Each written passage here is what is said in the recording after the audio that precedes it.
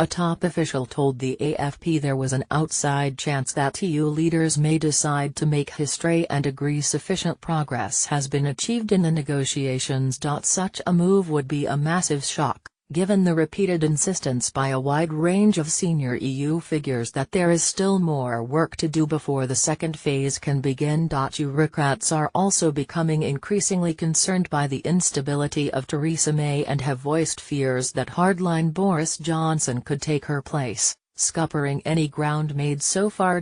Every EU leader asked on the record to date has reiterated the Commission's position that, whilst progress is being made, it is not yet sufficient to trigger trade talks. Mr. Barnier himself has repeatedly stressed that point and has voiced his opinion that this month's October summit of the 27 leaders will not be the time to wrap up the divorce phase.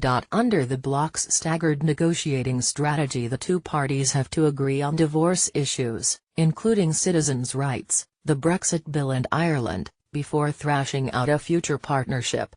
Any shock decision to overrule the very mandate they gave the Frenchman and trigger trade talks earlier than his recommendation would likely make his position untenable. And it would also be a huge personal blow to Mr. Barnier, providing a damning indictment of his performance in the negotiations, undenting his long-held ambitions of becoming EU Commission President. The revelations came as German car companies were warned to prepare for the hardest possible Brexit amid reports the negotiations will revert back to square one when they reopen next week. British negotiators have apparently made it clear that Mrs May's concessions on cash and a transition, delivered in her Florence speech, are dependent on the EU agreeing to a comprehensive trade deal. That stance is unacceptable to Mr. Barnier and the Commission, who have stuck rigidly to the phased mandate they were handed by the EU 27, which says there can be no blurring divorce issues and the future partnership. There have been suggestions that the member states, spooked by a lack of progress in the talks, could look to tweak those guidelines at this month's summit to provide the Frenchmen with more flexibility.